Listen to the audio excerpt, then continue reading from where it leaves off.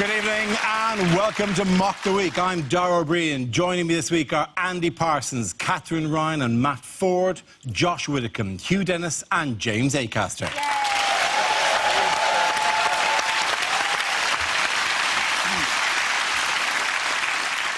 We start this week by noting that this is actually the 10th anniversary of Mock the Week, and I just want to say we've gone for 10 years at this stage. It's a very magical time in a panel show's life, and I want to thank the BBC for the excellent cake they sent us about the whole thing, and one of these, whose name I can never remember. It really is quite to...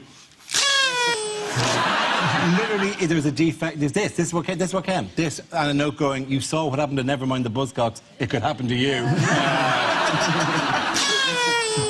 I mean, that's a really upbeat start to the show, isn't it? You know, it's just the blessing we get. We start with a round called Picture of the Week. I show the panel a topical image and ask them to tell me what's happening. So, what is going on here? Is this Sepp Blatter meeting his hero, Neptune, god of the sea? Is it just happier times for DLT?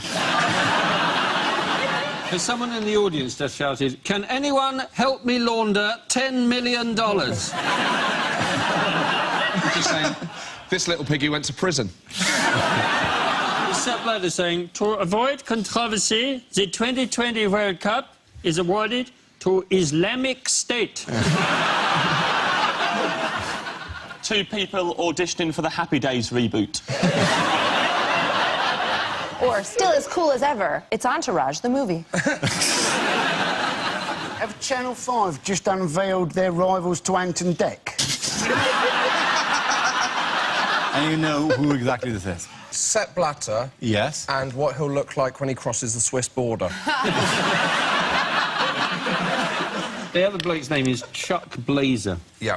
Who is weirdly American. How American is that? He might as well be called McApplepie Stars and Stripes III. Yes, this is the news that Sepp Blatter has said he will give up his post as FIFA president after 17 years at the helm. His resignation follows allegations of corruption and bribery surrounding various World Cup bids, thanks to an FBI investigation and testimony by former FIFA executive Chuck Blazer. Chuck Blazer obviously being the man with the enormously large hand sitting next to him. He made his money in modelling for those foam hands that Americans wear at sporting events. But Chuck Blazer, in fact, was arrested by the FBI, wasn't he, in New York, on a mobility scooter.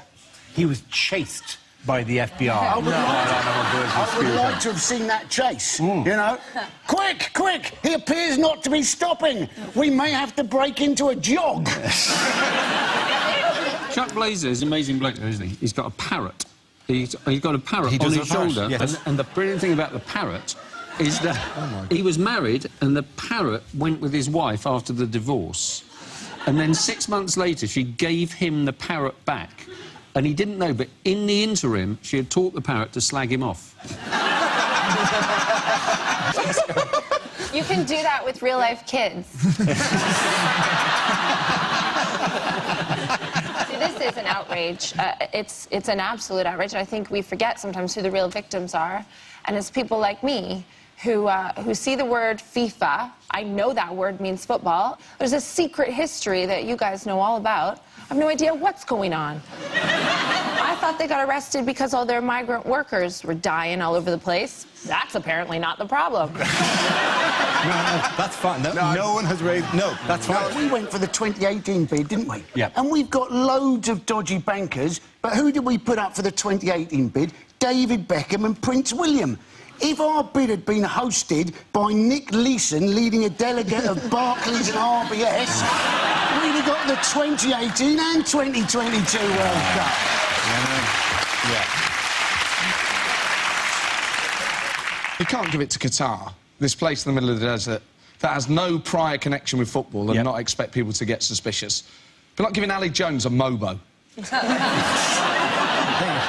But Sepp Blatter, what was Sepp Blatter's response to this now? Well, Sepp Blatter, he's gone and resigned, hasn't he? But he's not going for a while. No. But you're thinking he's not going to get much of a leaving present, is he? When they pass round that envelope round the office, they're all just going to be taking money out. I don't know if he's really going to leave. I mean, he said, what, December? Yeah. That's a smart move.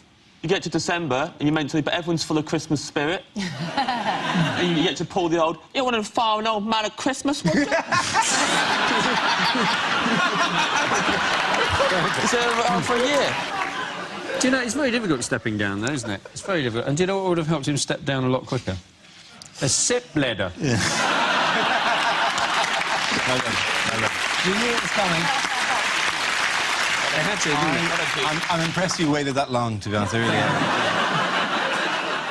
Probably been pointed out that Chuck Blazer, who's got in the mobility scooter with the parrot and an afro that goes all the way around his face, is the one that was undercover. Do you think when you... Because they wired him up, like, whatever. That he had it just in his beard, and then he would wink to people and go, oh, say nothing, and lifted his beard, and then like a small man with a boom mic, just singing in his beard. let me turn off the parrot's recording equipment. The parrot, his wife will have taught the parrot to go, he's wearing a wire, he's wearing a wire. Was it not that he didn't need to wear a wire, it's just the parrot would repeat it all back when they left? Also, they would be... surely, when the FBI were listening back to the tapes of Blazer, the first half hour was just his colleagues making fun of his appearance. Sorry, squiggle, you wrote Game of Thrones. Squiggle, you're Santa Claus. Squiggle. Good to see David Bellamy's in town. Also in the news this week, who can tell me what's going on here? Is that Barack Obama playing pretzel buckaroo? Or is Barack shaking the hand of the very pretzel that choked George W. Bush? It's like a German version of Come Dine With Me. Angela has broken all the plates and is serving the pretzels on a mug tray. Is Angela Merkel saying to Barack Obama, well, Barack, you must prepare for the worst?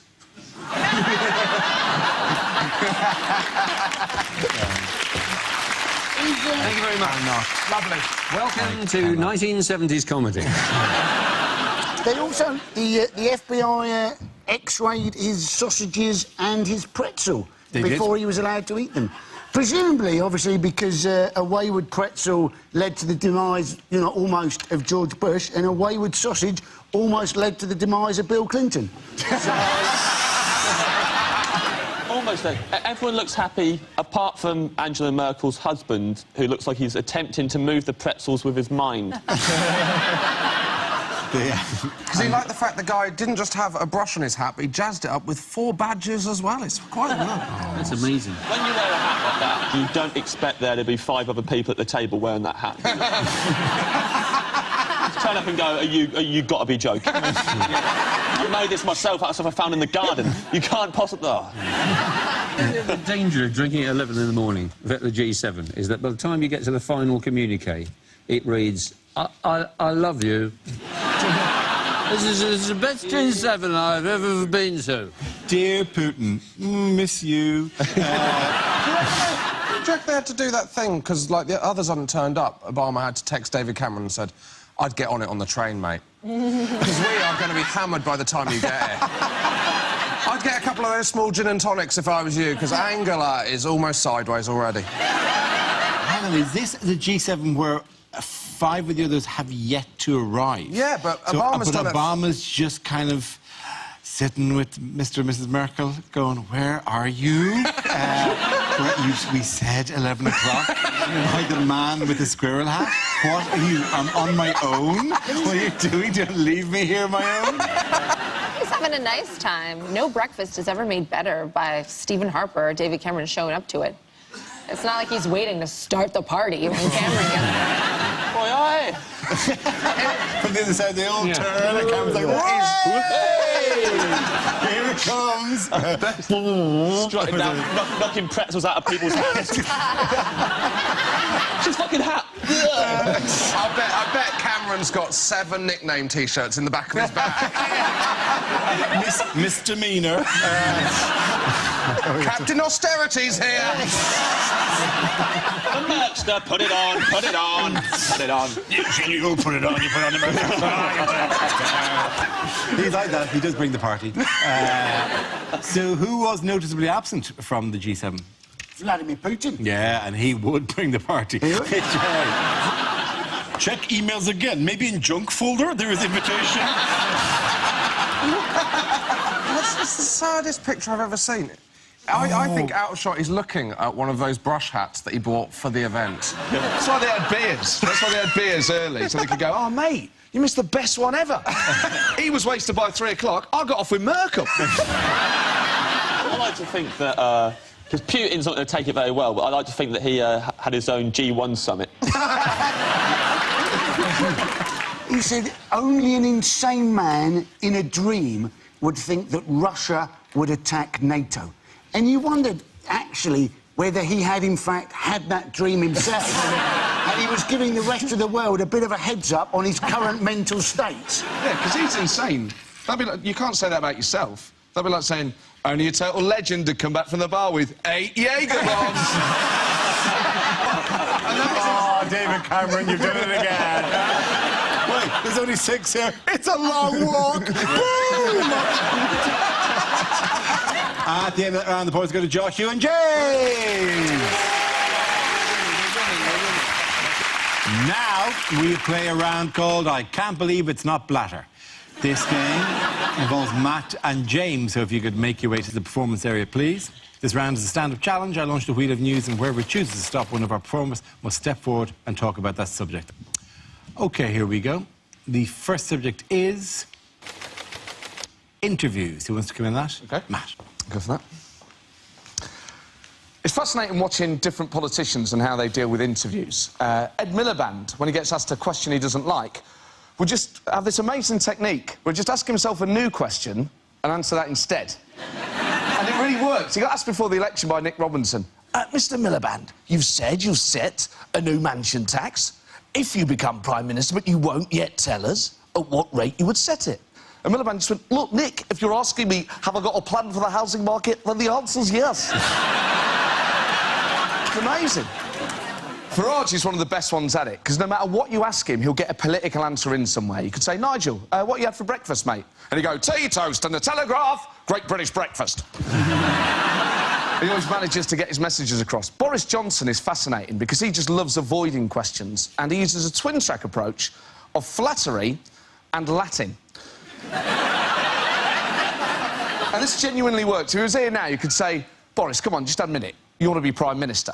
And he'd go, oh, no, let me just say, great to be here amongst such great learned people on this crucible of culture. Reminds me very much of a phrase my father used to use, divitas, divitum, rectum. Well done, Matt. Very good. OK, so James is left. Let's see what he's been left with. Let's spin the wheel. And the topic is Britain. I wish I was Mexican.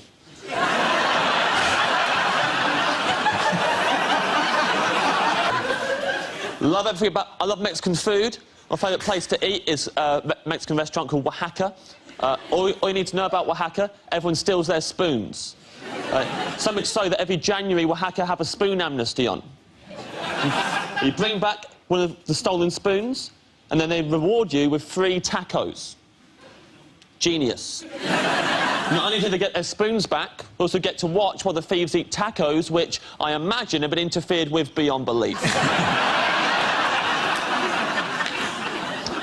Love Mexican food, love Mexican music. Mariachi music, best music in the world. Top 3 mariachi songs. Number 1. Number 2. Number 3, nothing, because there are no other mariachi songs. Ever been to a mariachi nightclub? It's full of people just going up to the DJ like, hey man, have you got yeah, I'll play it next. How about open your ears, I'm playing it right now. To request that song during the next one.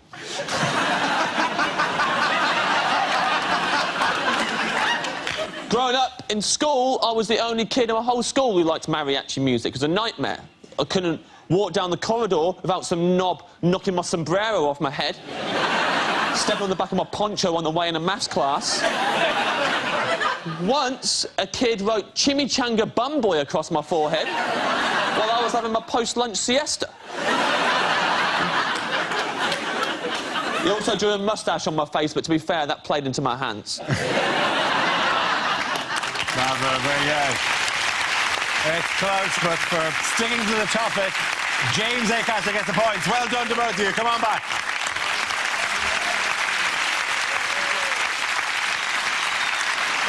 Our next round is called If This Is the Answer, What is the Question? On the board are 6 categories. Matt, which category would you like? Politics, please. OK, excellent. Politics it is. The answer is 5. But what is the question? The amount of times a minute Ed Miliband remembers that stone. Is it, if I've got a tenner and want to book a boy band for my wedding, who can I afford? Everybody get up.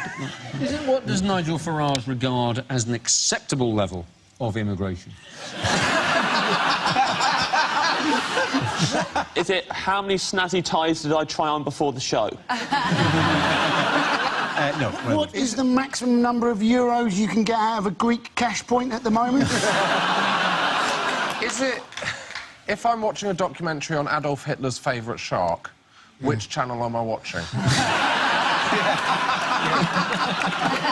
What would be a cracking score for a UK entry in Eurovision? Is it how many of the famous 5 are now dead?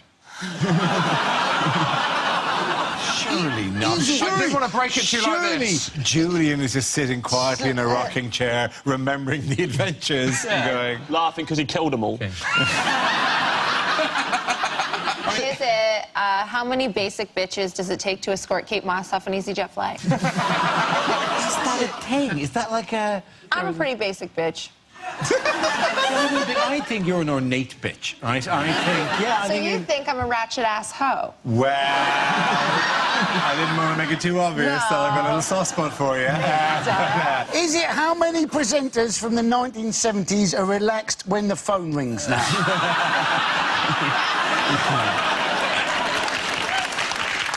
Is it how many names are currently written on Taylor Swift's blank space? Is it as a... I know it's a song. I know Taylor Swift. You know Taylor Taylor's Swift? gonna hate, You know hate, Taylor hate. Swift. Is this what we do? If ever we mention any band and you're going to do an impression? No, that's not what's going to happen here. Is it Kate Bush?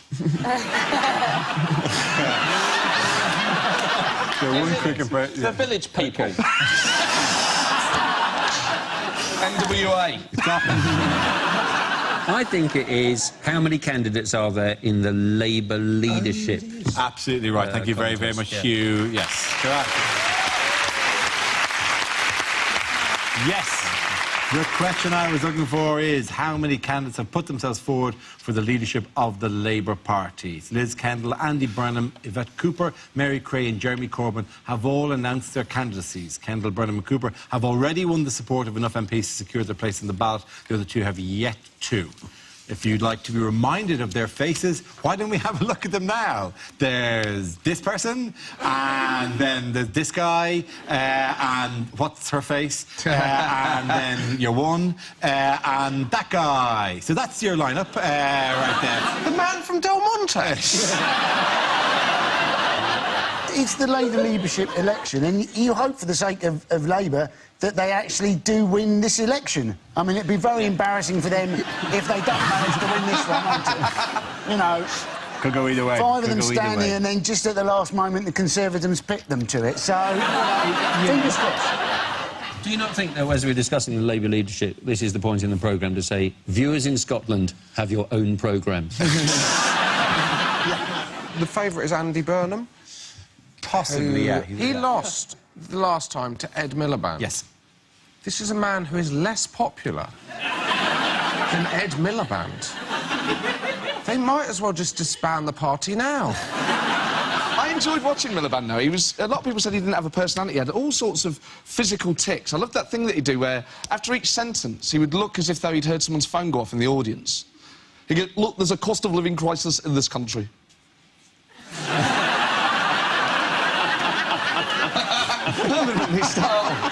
I thought you'd been OK until that big stone appeared. Until that the giant stone. monolith appeared. But he's got a lovely gravel driveway now, hasn't he? They claim that it hasn't. I'd give them 40 quid for it because I just want a rockery with the words control on immigration built into the rockery. That'd be just a bizarre... It's because his advisors said that his policies need to be available on tablet. Oh, come on! It was just the crushing literalism of these policies are written in stone, so I know we'll literally write them in stone. Like, I mean, no. That's like going, oh, there are lines in the sand I would not cross. Bring me the sand! Yeah, oh, I'm trapped on the other side of the line in sand. I can't get out, I can't get over the line in the sand. You realise that Andy Burnham's watching this going, that's a hell of an idea. That's fantastic. Sand everywhere. Did you see that Nigel Farage story? So the day before the election, someone had stopped him in Ramsgate and called him a racist, sexist, homophobic ex-banker. And he'd replied that he'd been a commodities broker. Nigel Farage was described by his campaign spokesman after the election, said he was snarling, thin-skinned, aggressive during the election campaign, but people didn't know that he was actually on temazepam, was he, during the election campaign, Nigel Farage? Because of his back? Yeah, he had a bad back, couldn't sleep at all. But he should have let more people know, shouldn't he? You know, could have just come up with a new campaign slogan, UKIP, I can't.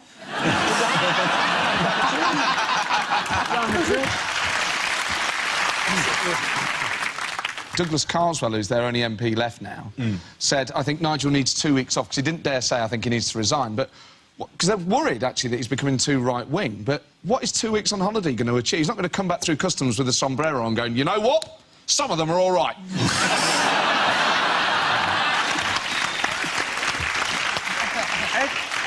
Ed Miliband went on holiday to Ibiza. You came at big time. He's lost election, not failed his A-levels. He should have taken the last of him, yeah. Photos coming back of him straw-peed having a reef on Facebook. Yeah, the last thing you need in a foam party would just be his face popping out of it. You were saying about him not having character. People like Farage, because he had the pint and stuff like that. Yeah. Like, if Miliband had done shots... Nobody took shots. Nobody grabbed shots as their thing. No, you're absolutely right. He could always, like, during anything, if he's, like, doing a debate or a press conference, every time someone mentions NHS, he's got to do a shot. Ding, ding, ding, ding, ding. Oh, well, a bell goes off. That's how he could campaign against the SNP, because they're anti-nukes. It'd be very simple. You could go, look, the SNP want to ban the bomb, but there's one bomb they'll never ban. The Jaeger bomb. At the end of that round. Boys go to Mark, Katherine and Andy.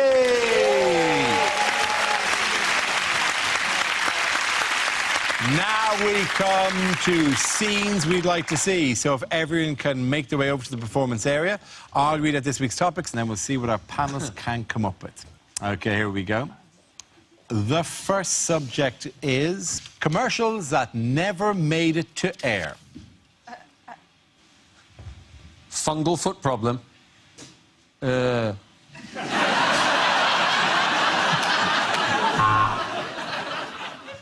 you been injured in an accident that wasn't your fault? Of course you have, because that is the definition of an accident.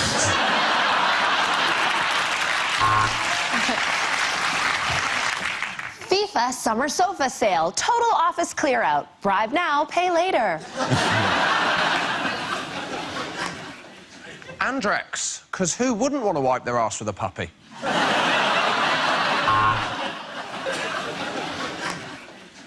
Carlsberg don't do your girlfriend, but I have.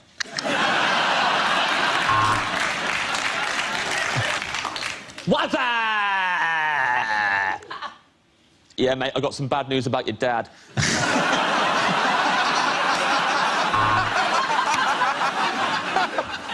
Why pay more for ratchet, trifling-ass pilots when you can get to where you're going on EasyJet? A basic bitch will get you there.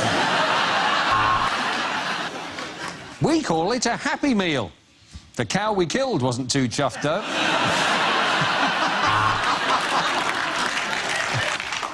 Waitrose, 2 for the price of 3.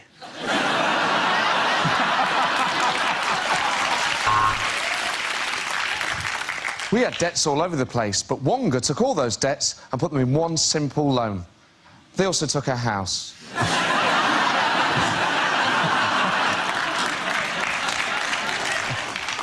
Are your vet's bills getting on top of you? Then why not try Dognatas?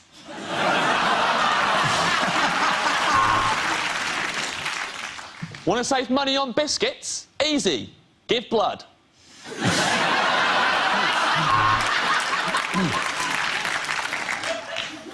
From Laboratoire Garnier, Paris. Because if we said it was from Unit 5 of a Luton industrial estate, you wouldn't buy it, would you?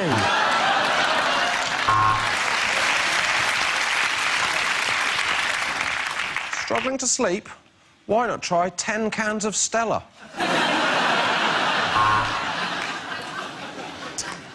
Did you mistake your girlfriend for a burglar on Valentine's Day?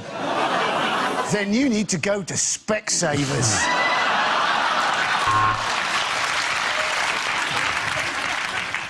I can't breathe! I can't breathe! The Lynx effect.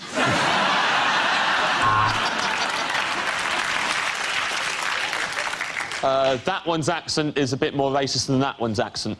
There you go. Just compared the meerkats. OK, the next topic is lines you wouldn't hear in a sci-fi movie. Hi, is that NHS Direct? Yeah, a bit of a temperature and I've got an alien coming out of my stomach. 2 paracetamol, OK. OK, Mr. Zulu. Set course for the 4th quadrant to the Orion Nebula. I think there's a Nando's there.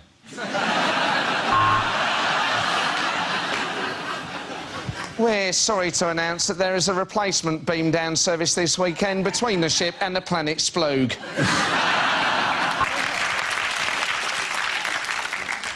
You've got to imagine this in a Scottish accent.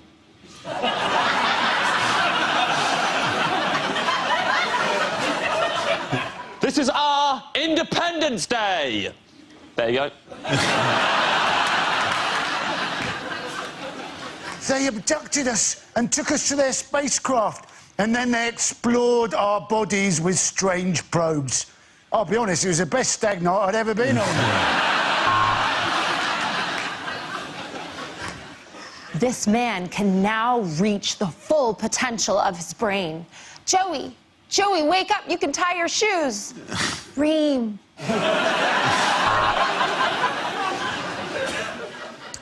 What the people don't know, Captain Kirk, is that when I do that V thing, that means in Vulcan, I've had your mum.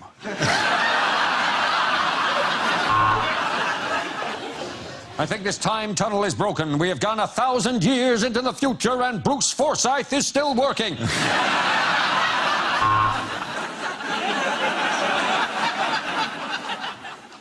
If you take the red pill, you will enter the Matrix. If you take the blue pill, you will have a boner for 7 hours.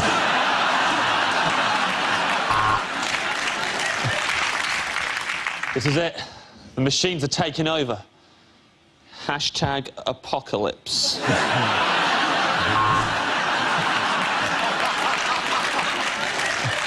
Yeah, I've had a look at it, mate. The problem is your nano boosters are shot and your warp drive is fucked. Our planet is dying. We seek a new home. Which of you is Phil and which of you is Kirsty?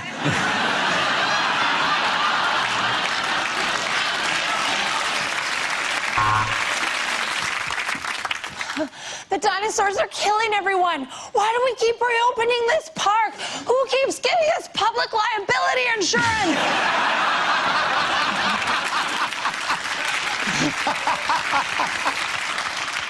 So the plan is you get in the time machine, go back in time, and cock-block Hitler's dad.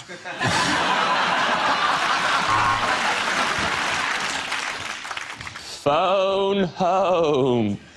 Phone in Joan. No, phone home.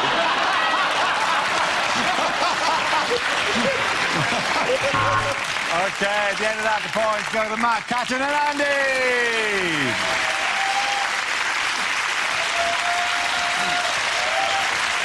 And that's the end of the show. This week's winners are James Acaster, Hugh Dennis and Josh Widdicombe. commiserations to Andy Parsons, Katherine Ryan and Matt Forde. Thanks for watching. I'm Dara Breen. Good night.